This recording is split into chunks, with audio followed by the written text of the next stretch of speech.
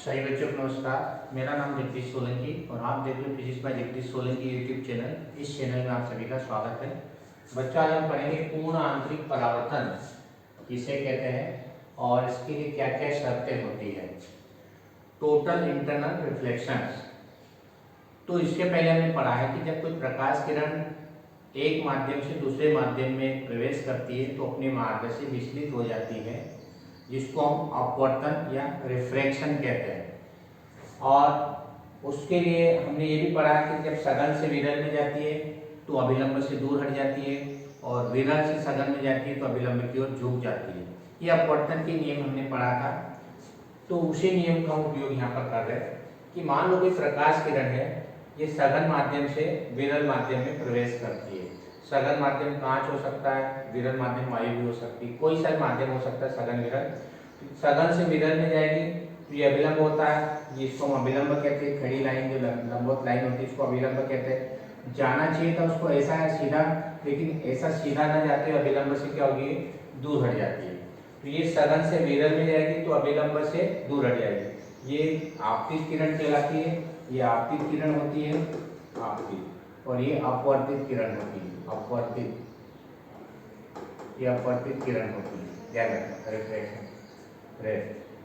अब ये जो कोण बनता है अभिलंब और आपतित किरण के जो कोण बनता है उसको हम आपतन कोण कहते हैं, आई से प्रदर्शित करते हैं। और ये अभिलंब और अपवर्तित किरण के बीच जो कोण बनता है उसको हम अपवर्तन कोण कहते हैं, आर से प्रदर्शित करते हैं।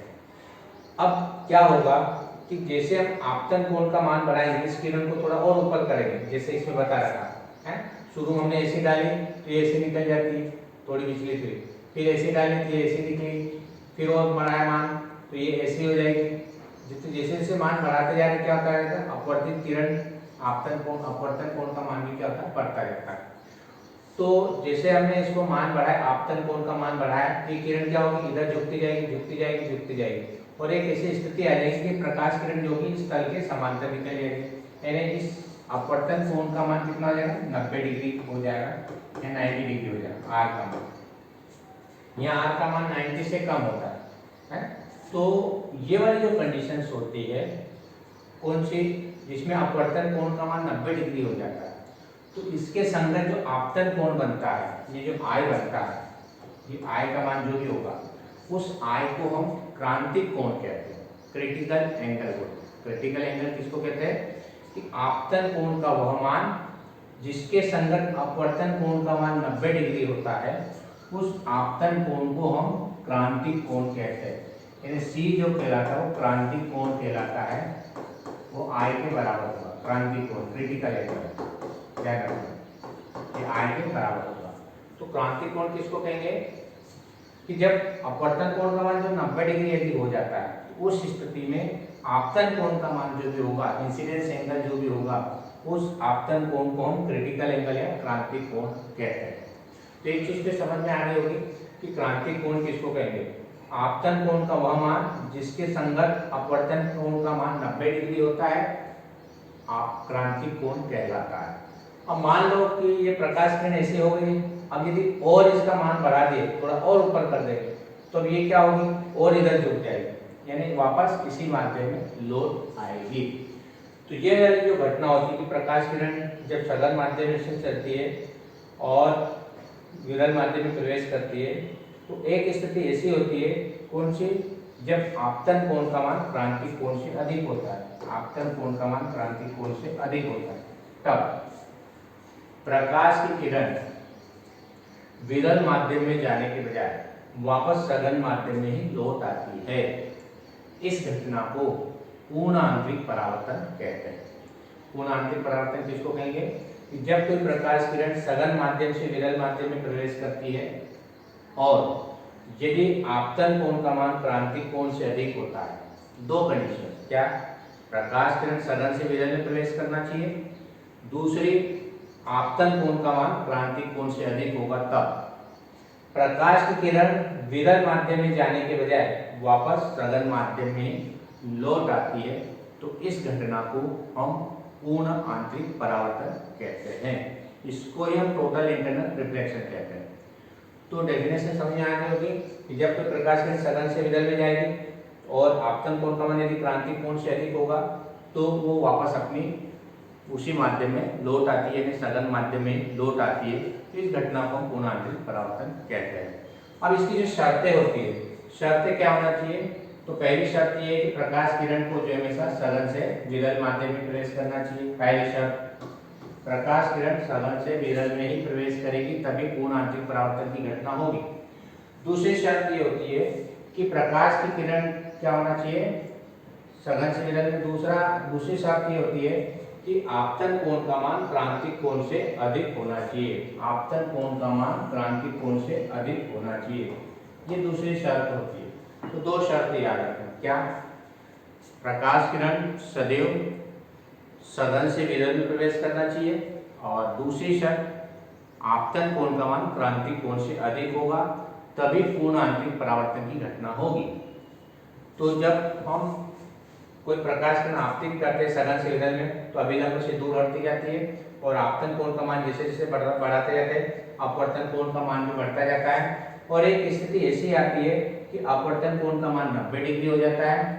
जब अपवर्तन कोण का मान 90 डिग्री होता है तो उस समय आपतन कोण जो भी बनता है उस आपतन कोण को हम क्रांतिक कोण के नाम से जानते हैं। और यदि इस आपतन कोण का मान इस क्रांतिक कोण से यदि हम अधिक कर देते हैं तो प्रकाश किरण वापस उसी माध्यम में लौट आती है, यानी सघन माध्यम से यदि जाती है तो वापस सघन माध्यम में ही लौट आती है। तो इस घटना को पूर्ण आंतरिक परावर्तन कहते हैं। दो शर्तें रहेगी, प्रकाश किरण सघन से विरल में प्रवेश करना चाहिए और आपतन कोण का मान क्रांतिक कोण से अधिक होना चाहिए। अब हम क्रांतिक कोण तथा अपवर्तनांक में संबंध स्थापित करेंगे।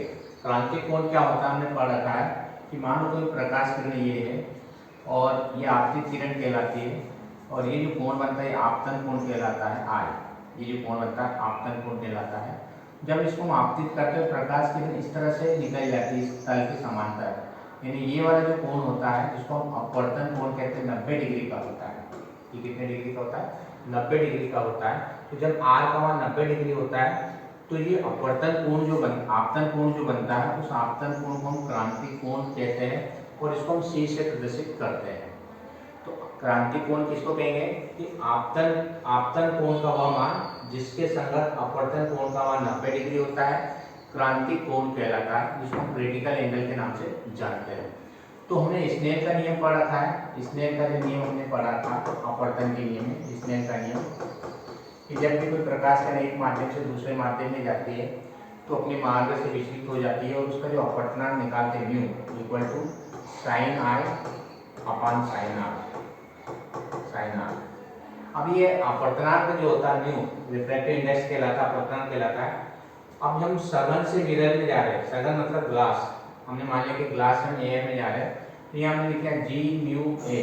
इसका मतलब ये हुआ कि कांच के सापेक्ष वायु का अपवर्तनांक, यानी हम कांच से वायु में प्रवेश कर रहे हैं। जी म्यू ए का मतलब ये होता है ग्लास से हम एयर में जा रहे हैं तो sine i upon sine r होता है।